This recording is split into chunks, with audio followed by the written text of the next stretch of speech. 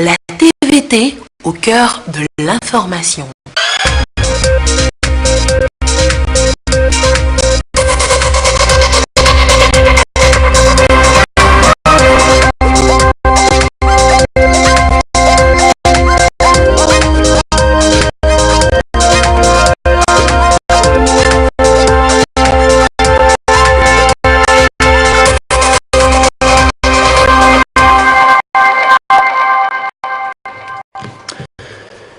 Merci de votre attention. L'actualité ce mercredi, le message à la presse togolaise et aux populations du ministre en charge de la communication adresse à l'occasion de la 25e journée internationale de la liberté de la presse. Ce sera demain 3 mai. Guy Madjo Lorenzo appelle à une presse libre et professionnelle.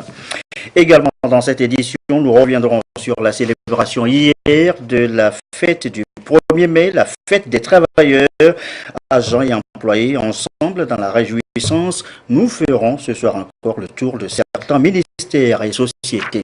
Enfin, nous irons aussi sur les sentiers de l'amour, recueil de poèmes parus aux éditions Aoudi. Son auteur y raconte la vie, les délices, les déceptions, l'amertume. Voilà, madame, monsieur le sommaire, bienvenue au 20h. Bonsoir à tous. Une presse libre et professionnelle veut exprimer, vous allez l'entendre, par Guy Madjo Lorenzo, ministre en charge de la communication. Il s'exprime à l'occasion de la 25e journée internationale demain de la liberté de la presse. L'accent cette année est mis sur les nouveaux médias, la presse en ligne notamment, avec ce thème médias, justice et état de droit, les contrepoids du pouvoir. L'essentiel du message avec Prudence Zinsou.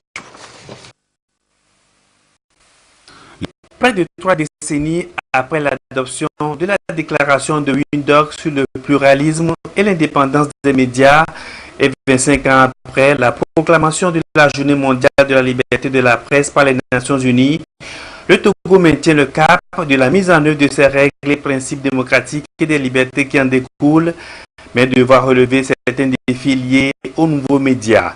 D'ailleurs, la 25e journée internationale de la liberté de la presse va non seulement aborder les questions des médias et de la transparence du processus politique, de l'indépendance du système judiciaire et de ses connaissances en matière de médias et de la responsabilité des institutions de l'État vis-à-vis du public, mais aussi examiner les défis actuels de la liberté de la presse en ligne.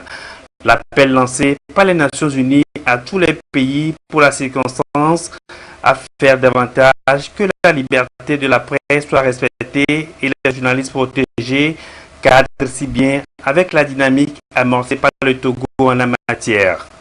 Convaincu du rôle que la liberté de la presse joue dans tout régime démocratique, les autorités togolaises ont depuis 1992 donné un ancrage constitutionnel à cette liberté. D'où l'article 26 de la Constitution togolaise qui dispose que la liberté de la presse est reconnue et garantie par l'État. Elle est protégée par la loi. Toute personne a la liberté d'exprimer et de diffuser par parole, écrit ou tous autres moyens ses opinions ou les informations qu'elle détient dans le respect des limites définies par la loi. Depuis lors, du chemin a été fait avec le vote en 1998 de la loi portant code de la presse et de la communication, modifiée en 2002 et en 2004 pour tenir compte du contexte national et international. La consolidation des acquis de la liberté de la presse au Togo reste de mise. À cet effet, il est prévu la relecture du Code de la presse et de la communication en l'adaptant aux enjeux de la télévision numérique terrestre avec la prise en compte des recommandations des États généraux de la presse tenus à Palimé il y a bientôt 4 ans. Dans le but de consolider les acquis de la liberté de la presse et d'ouvrir de nouveaux chantiers comme les États généraux de la presse l'ont recommandé, le gouvernement togolais travaille d'arrache-pied pour la relecture du Code de la presse et de la communication. Celle-ci doit nous permettre de prendre en compte les nouveaux médias, c'est-à-dire les médias en ligne, et de répondre aux exigences de la télévision numérique terrestre. Fidèle à ses engagements nationaux et internationaux, le gouvernement togolais, sous l'impulsion du chef de l'État, son Excellence, M. Faure Eswazimana Gnassingbé, président de la République, a fait voter en 2016 la loi portant liberté d'accès à l'information et à la documentation publique et signé dans la foulée son décret d'application. Le gouvernement entend maintenir le cap des réformes en l'inscrivant dans une démarche participative à la vie démocratique et citoyenne, tout en appelant au respect des règles d'éthique et de déontologie. De ce fait, il apporte ainsi sa pierre à l'édification d'une société moderne, épanouie, développée et libre. D'où le thème « Médias, justice et état de droit, les contrepoids du pouvoir ». Ce thème interpelle plus d'un et incite les professionnels des médias à jouer, chacun ce qui le concerne, sa partition, afin que les médias puissent contribuer à l'avènement de la bonne gouvernance, d'une société plus juste, à la consolidation de l'état de droit et au développement socio-économique. Pour atteindre ces objectifs, la presse togolaise doit gagner d'abord le pari de la professionnalisation et faire de la déontologie et de l'éthique professionnelle les charpentes qui doivent soutenir son travail. Les journalistes doivent, pour ce faire, se laisser guider par une conscience professionnelle plus accrue et se situer au-dessus de toutes les contingences partisanes. Ils doivent se départir des fausses informations et traiter les sujets selon les mœurs et pratiques journalistiques. C'est en cela qu'ils contribueront à la cohésion nationale et à la sauvegarde de la paix, gage de tout développement. Au-delà de leur mission de sauvegarde de la paix et de la cohésion nationale, un appel est lancé aux responsables des médias d'organiser leur structure en de véritables entreprises de presse professionnelles qui répondent aux normes internationales. L'Organisation internationale de la francophonie, l'OIF, ses actions dans 4 ans, les 4 années à venir, 2019-2022, défilé depuis dimanche. C'est après moult échanges entre présidents de commissions nationales, responsables de structures et institutions en charge de la francophonie, réunis à Lomé. Les travaux ont pris fin ce mercredi. Le compte rendu à Aïcha Zebrou, Lucassi. L'Organisation internationale de la francophonie vers une nouvelle programmation pour la période 2019-2022. Une programmation axée sur 4 thématiques, notamment l'égalité entre hommes et femmes, le vivre ensemble, le rôle des correspondants nationaux de l'OIF et le sondage de nouvelles pistes d'action de l'organisation. En vue de contribuer à la rédaction de ce programme quadriennal, les responsables du réseau des structures et institutions en charge de la francophonie de l'Afrique de l'Ouest, RESIFAO, sont à Lomé pour mettre ensemble et harmoniser leurs propositions. Il s'agit donc de travailler sur les grandes missions de notre organisation, la langue française, notre ADN comme on dit, culture et diversité, l'état de droit, la démocratie, la promotion de la liberté, l'enseignement, l'éducation, la formation, évidemment l'économique et le numérique.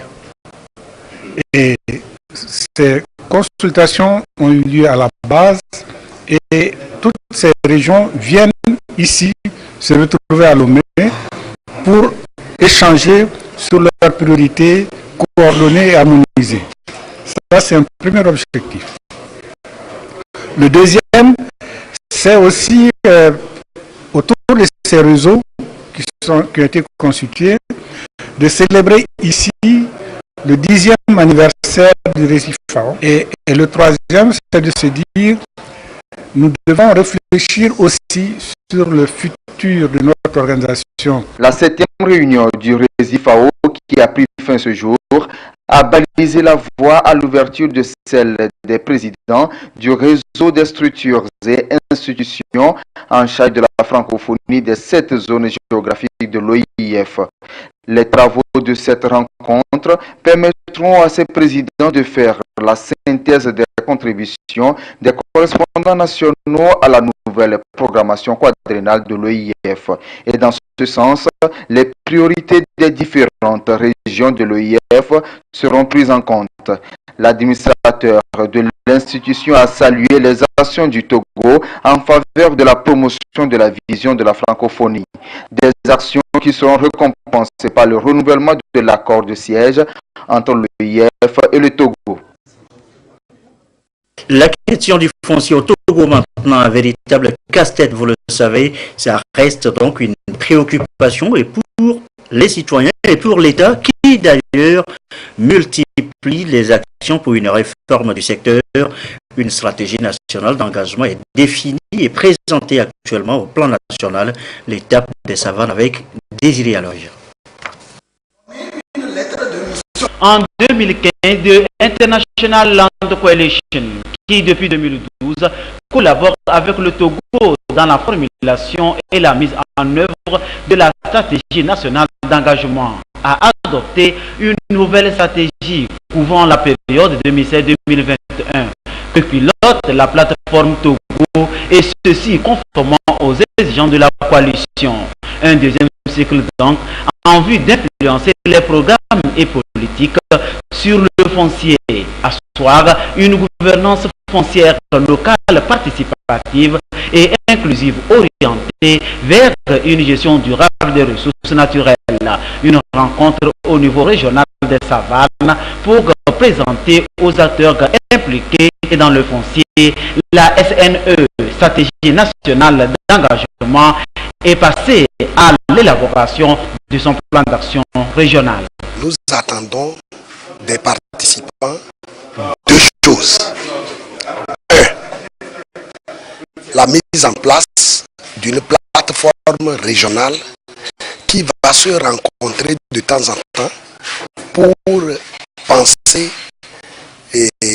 sur les problèmes fonciers au niveau de la région des savanes et proposer des pistes de solutions qui seront désormais soumises aux décideurs locaux. La deuxième chose que nous attendons des participants de cet atelier, c'est de produire d'ici fin octobre un plan d'action régional. Ils vont recenser les problèmes fonciers au niveau de la région et mettre en place un plan d'action régional pour 2019. Et après, on va faire la mobilisation des ressources pour la mise en œuvre de ce plan d'action. C'est une dynamique qui s'opère. Le réseau des femmes pour le développement de la région des savanes en est l'acteur.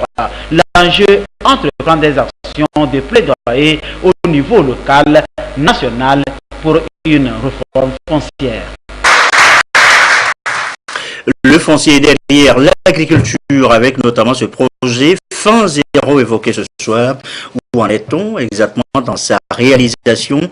Eh bien, une revue stratégique vient d'être faite. Voici les précisions d'ailleurs avec Emmanuel Kalgora et Yata Aratem. La sécurité alimentaire, améliorer la nutrition et promouvoir l'agriculture d'ici à 2030, tels sont les axes stratégiques visés par le Programme alimentaire mondial PAM à travers une revue stratégique dénommée Fin Zéro. Il est alors question d'examiner la situation de la faim au Togo, de la malnutrition et de l'insécurité alimentaire en vue de proposer des actions en termes de projets et de programmes. Ceci permettra à l'État et ses partenaires de rationaliser les investissements dans le secteur agricole et atteindre l'objectif de développement durable 2. Désignée facilitatrice par le PAM en décembre 2017 pour conduire l'examen stratégique Fin Zéro au Togo, Madame Suzanne Aro Assouma a commis le cabinet AgroConseil Plus pour le réaliser. Et dès lors, une étude stratégique a été menée dans les différents domaines cibles, d'où cette réunion consacrée aux résultats à mi-parcours. Les informations recueillies devront servir à rédiger le rapport provisoire qui sera ensuite finalisé et soumis à validation à un comité technique avant toute appropriation au plan national. À noter que le personnel médical qui s'occupe des traumatismes dans les structures sanitaires de la région de la Kara vient de bénéficier d'une formation, notamment sur la prise en charge des lésions musculaires et les fractures. Avec ses connaissances reçues, eh bien, ce personnel doit être en mesure de traiter mieux maintenant les patients victimes de traumatismes. Nestor Mozou à Kara. La formation a duré une semaine. Les participants issus des différents centres de santé de la région de la Kara ont passé ce temps à suivre les spécialistes sur la meilleure manière de prendre en charge les patients souffrant de lésions musculaires avec fractures. Une formation qu'ils ont eue grâce à la fondation AO Alliance. Notre objectif, c'est de permettre à nos collaborateurs de prendre en charge correctement les blessés, même sans bloc opératoire.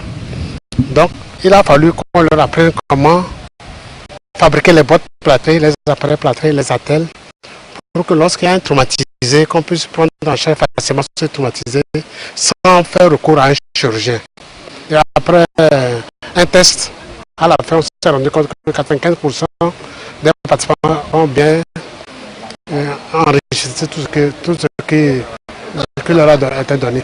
Les formateurs ont mis à la disposition des participants les connaissances nécessaires. Les bénéficiaires de la formation estiment avoir eu le bagage suffisant pour donner le traitement adéquat aux traumatisés. Quand les cours ont commencé, on a constaté que notre état de connaissance était vraiment inférieur. Mais aujourd'hui, en sortant d'ici, le cours nous a permis de relever notre niveau par rapport à la prise en charge des traumatisés. Donc c'est un plus que nous avons gagné pendant cette formation. Pendant la formation, nous avons appris beaucoup de choses. Comment déplacer les fracturés du rachis par exemple. Comment poser certains plâtres que nous ne faisions pas avant. Nous n'avons pas vraiment les techniques. Il y a les nouvelles techniques aussi qui nous ont montré que nous avons appris aujourd'hui. On nous a donné des notions de base. Les premiers gestes qu'il faut poser auprès des malades traumatisés qui arrivent, ce qu'il faut faire, ce qu'il ne faut pas faire, et le temps qu'il faut pour l'envoyer vers le spécialiste. Donc on nous a donné ces notions-là, et si possible même de poser certains gestes techniques qu'on réservait aux spécialistes. On nous a donné des compétences nécessaires pour poser ces gestes-là. La région des Plateaux a été la première à bénéficier de cette formation de la fondation AO Alliance. Après Kara, cette fondation a ciblé la région maritime pour accueillir la même formation en 2019. Souvent stigmatisée, elle manque aussi parfois de formation adéquate et de qualité. Deux projets ambitionnent désormais de répondre à cette préoccupation des personnes en situation de handicap. Ils viennent, ces projets, d'être lancés. Les précisions, Ornella Lagbé et de Douaré. La scolarisation et l'emploi des personnes handicapées demeurent un défi à relever, aussi bien par l'État que ses partenaires, notamment les organisations de la société civile. La discrimination, le manque d'outils d'éducation et de formation, l'inadaptation des postes de travail sont entre autres obstacles auxquels fait face cette population souvent marginalisée. Ces deux projets vont donc faciliter l'accès à l'éducation et à un emploi décent aux personnes en situation de handicap au Togo. Au niveau du projet d'éducation inclusive, le matériel pédagogique sera adapté pour les enfants. Le personnel d'encadrement l'encadrement sera formé à la prise en compte de ces enfants dans les classes ordinaires et également le ministère va disposer d'une stratégie nationale de l'éducation inclusive pour que cette éducation inclusive soit généralisée après sur l'étendue du territoire national avec son institutionnalisation.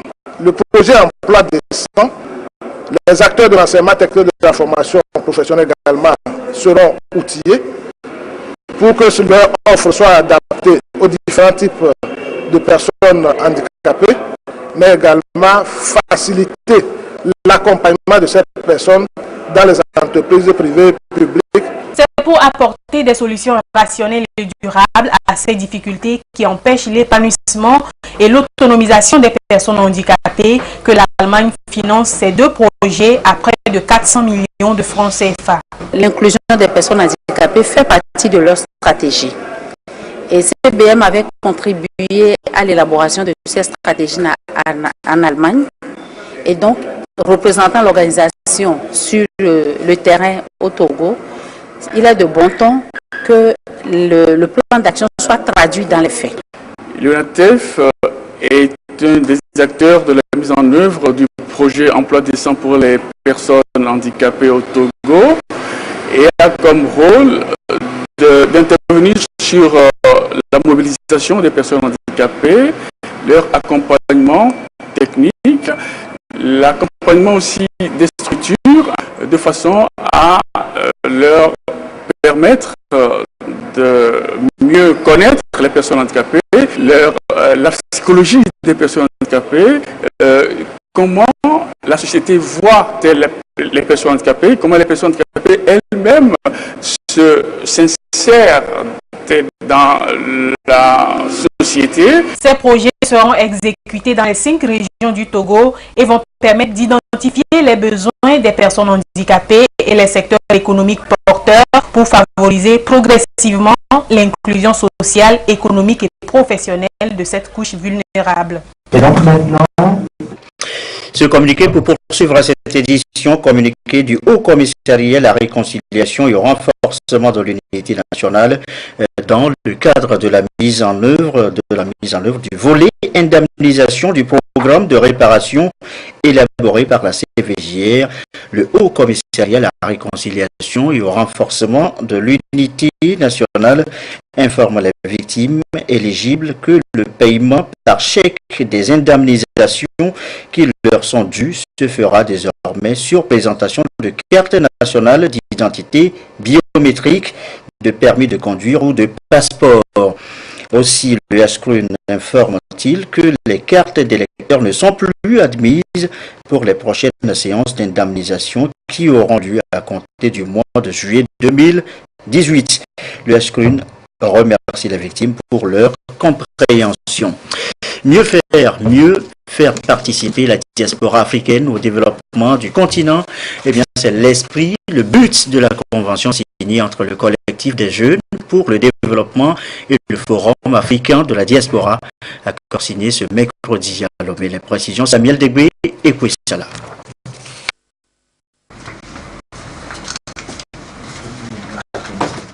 Cette signature de convention définit les termes de la collaboration entre la cellule diaspora du collectif des jeunes pour le développement CJD et le Forum africain de la diaspora. Les deux organisations se mettent en synergie pour mieux promouvoir l'union entre les peuples et surtout permettre à la diaspora de mieux contribuer au développement de leur État respectif. Nous avons donc installé une cellule appelée MDD, donc Maison de la diaspora pour le développement au CJD. Et puis cette maison, pour qu'elle puisse aussi fonctionner, eh bien, elle ne devrait pas s'occuper seulement des Togolais de l'extérieur, mais d'abord commencer à s'intéresser aux autres membres de la diaspora chez nous, qui vivent chez nous, qu'ils partagent leurs expériences avec nous. Et c'est ce qui a motivé cette idée. Et nous avons trouvé donc dans l'ADF Togo des valeurs qui nous sont communes. Nous avons vu qu'ils se battaient pour les mêmes valeurs et c'est quand même une grande organisation. Les Togolais qui vivent aussi au Nigeria, en Côte d'Ivoire et les autres pays, ils ont besoin de nous. Parce que, par exemple, aujourd'hui, s'il y a un Togolais qui vit à Lagos et il y a un problème, il peut appeler le bureau de la diaspora togolais ou Togo. Maintenant, si tu attends que ce problème va reçu par des ambassadeurs, il y a des pays que le Togo n'est pas l'ambassade. Notre objectif, ce n'est pas politique, c'est pour intégration, la unité d'Afrique et vivre ensemble. 33 communautés sont membres du Forum africain de la diaspora. Le Nigérien Amos Mouzahan, président de cette organisation, a salué la politique de paix et du vivre ensemble prônée par le chef de l'État. Il nourrit l'espoir d'une collaboration franche et fructueuse, une collaboration à travers laquelle les Togolais de la diaspora disposent désormais d'un cadre officiel pour partager leurs préoccupations, coordonner les idées en vue de contribuer efficacement au développement du pays. Il est 20h21. Un mot de l'actualité à l'étranger. D'abord au Gabon, la Cour constitutionnelle dissout l'Assemblée nationale. Décision lundi alors que le Gabon devait organiser des élections législatives avant fin avril. La Cour précise que le mandat des députés prend fin et que le chef de l'État doit procéder à la nomination d'un nouveau gouvernement qui sera uniquement responsable devant le président de la République. C'était hier, alors que certains étaient occupés à célébrer le 1er mai en Centrafrique. Eh bien, des violences religieuses à caractère religieux donc ont surgi à Bangui, à la capitale. Un prêtre et au moins 15 fidèles ont été tués lors d'une messe à la paroisse Notre-Dame de Fatima de Bangui par une milice armée en protestation contre l'arrestation de leurs dirigeants par les forces de l'ordre et de sécurité. En réaction, 2 musulmans ont été tués, une mosquée brûlée. C'est une énième attaque mortelle à caractère religieux. Les autorités du pays annoncent une lutte acharnée contre les auteurs de ces violences. Cela dit, retour chez nous, au Togo et dans le reste de l'actualité, retour sur la célébration justement hier aussi du 1er mai au Togo, la fête des travailleurs au ministère de l'administration territoriale, action sociale, enseignement supérieur. C'était du bon temps aussi pour les agents. Image commentée par Ferdinand Chassoua. À l'université de Lomé, le ministre de l'Enseignement supérieur et de la Recherche, le corps enseignant ainsi que le personnel administratif célèbrent la journée du travailleur dans une ambiance de joie et de partage. À cette heureuse circonstance, les responsables des syndicats des travailleurs de l'université de Lomé ont salué les efforts du gouvernement dans la promotion du personnel et la modernisation des infrastructures. Nous avons salué cette belle mobilisation de tous les travailleurs, le personnel enseignant, le personnel administratif et technique. Et nous les avons rassurés quant à l'accompagnement du gouvernement qui reste à leur écoute et dans l'action qui est engagée pour faire en sorte que les conditions de vie et de travail s'améliorent. Le gouvernement restera fidèle à ses engagements. Ils ont réitéré leur engagement à œuvrer pour la culture de l'excellence à l'université de Lomé.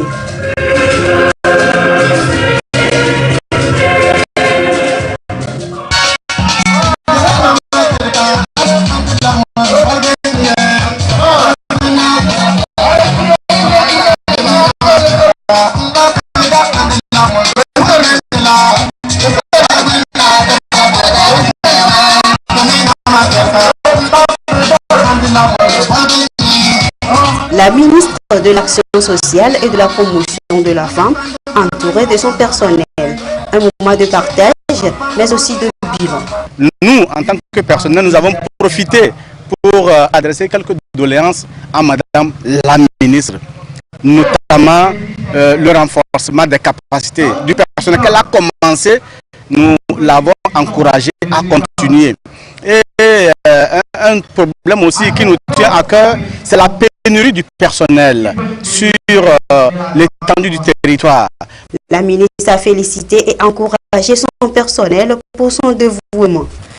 J'exprime mes sincères félicitations et mes remerciements pour votre sens du sacrifice et du civisme, votre volonté de servir, votre dévouement à la tâche, votre patriotisme, votre sens du devoir bien fait, ce qui nous permet déjà d'espérer de bons résultats pour cette année. Je voudrais vous rassurer de ma disponibilité à vous soutenir. Ils ont rassuré la ministre à plus de performances pour cette nouvelle année de travail.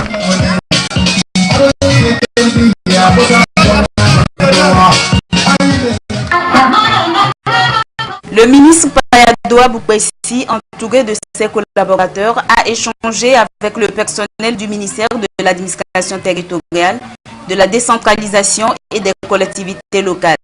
En prélude, un cahier de doléances a été soumis à son appréciation. En réponse aux doléances, le ministre Boukbessi a promis s'y pencher dans les prochains jours, surtout que les différentes requêtes concourent à la bonne marche des activités au sein de son département. C'est un grand jour depuis 1886 et c'est un plaisir de partager cela ensemble. Si les bâtiments des bureaux ne sont pas connectés, les gens ne pourront pas travailler. Ils sont présents, on va payer, mais ils ne vont pas travailler. Donc, ça c'est vraiment une doléance très responsable et que nous apprécions. Une ambiance festive a suivi le déjeuner ayant marqué cette célébration de la fête des travailleurs au ministère de l'administration territoriale.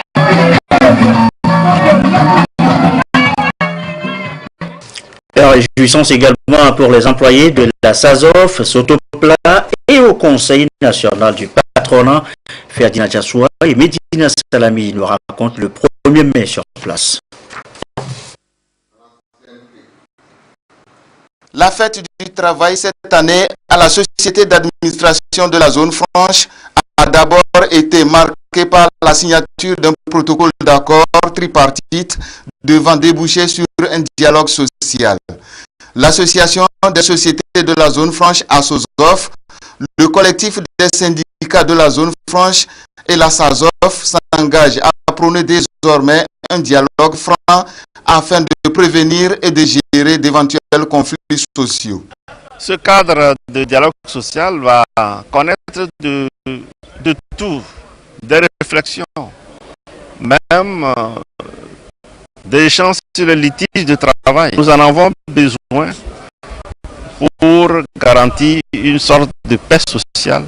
Le but de ce dialogue est de prévenir les conflits qui vont surgir, car une société est appelée à être dans des conflits et il faudrait que le comportement de toutes les parties prenantes aide nos structures à aller au dialogue. Nous avons l'espoir que la signature de ce cadre de dialogue dans la zone franche va apporter un souffle nouveau aux entreprises de la zone franche par la stabilité, par la cohésion entre les partenaires sociaux. Après cette cérémonie de signature de convention, c'est dans une ambiance festive que travailleurs et employeurs de la zone franche ont partagé des mets préparés pour la circonstance. À la Société togolaise des plaques Sotopla, Le personnel réuni autour du directeur général a célébré la fête du 1er mai, fête des travailleurs. Occasion pour relever les différentes avancées dans l'amélioration des conditions de vie et de travail des employés et de définir des perspectives. Aujourd'hui, nous sommes arrivés à doter nos services, nos différents services avec de matériel de haute technologie, de matériel exactement qu'on utilise dans tous les pays, en Hollande, en France, en Belgique, un peu partout aux États-Unis. Nous cherchons à aller toujours de l'avant.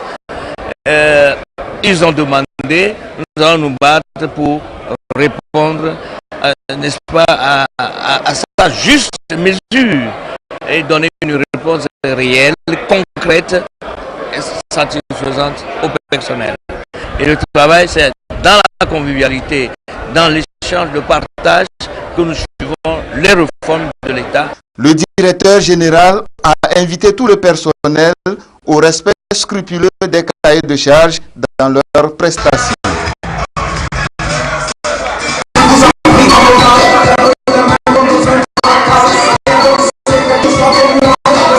Une journée festive pour le personnel du Conseil national du patronat CNP Togo. Ici au siège, le staff, le personnel et les partenaires se sont retrouvés pour marquer la journée dédiée aux travailleurs.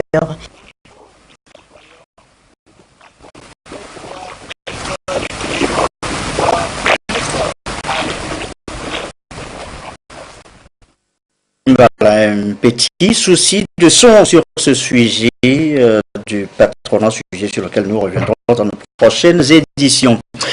La suite, c'est la fin de la séance de formation pour les membres de la haute autorité de prévention et de lutte contre la corruption et les infractions assimilées.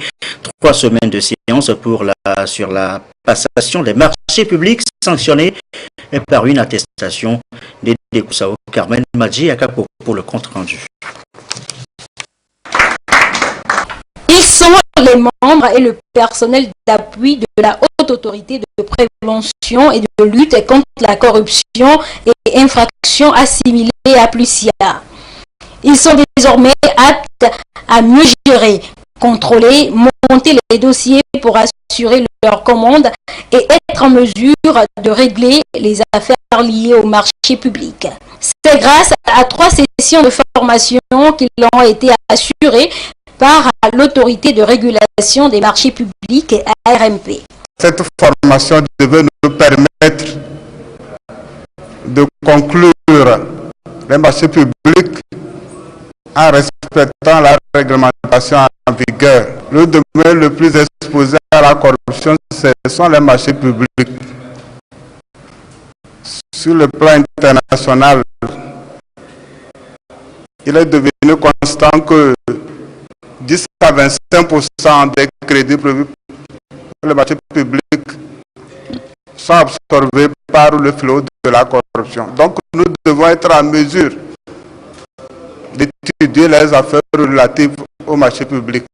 À la fin de cette formation, je peux vous affirmer que nos attentes ont été comblées. Ces 3 semaines de formation sont pour l'ARMP une manière d'amener les membres de la APLUSIA, qui sont en même temps des acteurs de la commande publique, à mieux participer au développement de l'économie togolaise. Les thèmes qui ont été abordés sont divers, avec différents modules qui leur ont permis de voir le cadre juridique, comment gérer, contrôler la régulation des marchés publics. Nous sommes arrivés à l'issue de cette formation à leur permettre d'être outillés pour assurer leur acquisition publique et puis leur permettre d'exercer en partie la mission qui incombe à Plusia. Les membres de la haute autorité de prévention et de lutte contre la corruption et infractions assimilées ont été nommés en janvier 2017 par le président de la République. Ils ont pour mission de promouvoir un système de gouvernance qui prévient les conflits d'intérêts, l'enrichissement illicite ou tout autre acte de corruption. Enfin, le chant littéraire togolais qui s'élargit avec un nouveau recueil de poèmes sur les sentiers de l'amour, c'est le titre. C'est un ouvrage de 78 poèmes écrits par Bilima de Siou, Bilima de Siou est paru aux éditions Aoudi. Cette œuvre porte à 2 le nombre de productions littéraires de l'auteur. Dans ce recueil, il célèbre l'amour, les délices de la vie, mais aussi l'amertume et la déception en amour. Philippe Badier, Augustin Kossi. L'amour, un sujet romantique, très goûté en poésie, surtout lorsqu'il s'agit d'un amour perdu. C'est une odyssée imaginaire dans laquelle les poètes ont tout le temps exposé les fantasmes de l'amour, les plaies, les douleurs que provoque l'amour impossible ou amour avorté. C'est sous ce coup de projecteur que Bilena de Siou place son recueil de poèmes sur les sentiers de l'amour paru aux éditions Aoudi. Il y a l'amour sensuel donc, qui concerne l'homme et la femme, et l'amour familial qui concerne l'enfant et ses parents. Et ce qui explique qu'à la conclusion de ma préface, j'ai invité les amoureux et les enfants, tous ceux qui ressentent encore l'amour dans leur corps, un amour qu'ils ont vécu ou qu'ils vivent encore, à aller ou à voyager dans l'œuvre et les sentiers de l'amour de Bilina de Siou. Sur les sentiers de l'amour, le poète évoque les souvenirs d'enfance, les débois ou les signes avant-coureurs de la déception, les différentes facettes de l'amour et plaide pour un amour sincère. Il vit les délices de l'amour, éprouve le plaisir d'aimer et d'être aimé et jette un regard inquiet sur la déception. La réalité dans la relation amoureuse est plus difficile à vivre que ce qu'on croit. Parce que se donner à l'autre, c'est peut-être possible. Mais attendre de l'autre ce que vous voulez et qui n'est pas exprimé, et même quand c'est exprimé, l'autre n'est pas toujours à mesure de vous l'accorder. Ce qui fait qu'il y a des déceptions. C'est pour susciter la réflexion de quiconque ira lire ces poèmes-là. Et j'ai demandé en soi, et chacun peut répondre à la question, qu'est-ce que l'amour? Bilena de Siou est un enseignant-chercheur, philosophe et maître de conférences à l'université de Lomé. Après son premier roman, Pérégrination, il fait ses premiers pas en poésie sur les sentiers de l'amour qui reste un miroir dans lequel les lecteurs doivent se projeter pour allumer les flammes qui couvrent encore dans les cœurs. De communiquer pour refermer cette édition, communiqué du ministre de l'administration territoriale, de la décentralisation des collectivités locales, président de la Commission nationale du Hajj, qui informe les personnes désireuses d'effectuer le pèlerinage au lieu saint de l'islam que la fin des inscriptions initialement prévues pour le 3 mai 2018 est prolongée au mardi 8 mai 2018. Par ailleurs, il rappelle aux candidats déjà inscrits que les vaccinations et l'établissement des documents de voyage se poursuivent à la Direction générale de la documentation nationale, communément appelée service des passeports. Autre communiqué, le dernier, la Direction générale de la compagnie énergie électrique du Togo informe son aimable clientèle que suite à une panne survenue sur ses installations électriques ce mercredi 2 mai 2018 aux environs de 10h35, la fourniture de l'énergie électrique a été interrompue dans les quartiers et zones suivants: Edjranawe, Huntigome, Witi, Novici, Nukafu, Togo 2000, marché à Tiégou, DVA, Sekmi, lycée technique à Tiégou et leurs environs. Les équipes techniques de la SUET sont à pied d'œuvre pour un retour à la situation normale dans les meilleurs délais.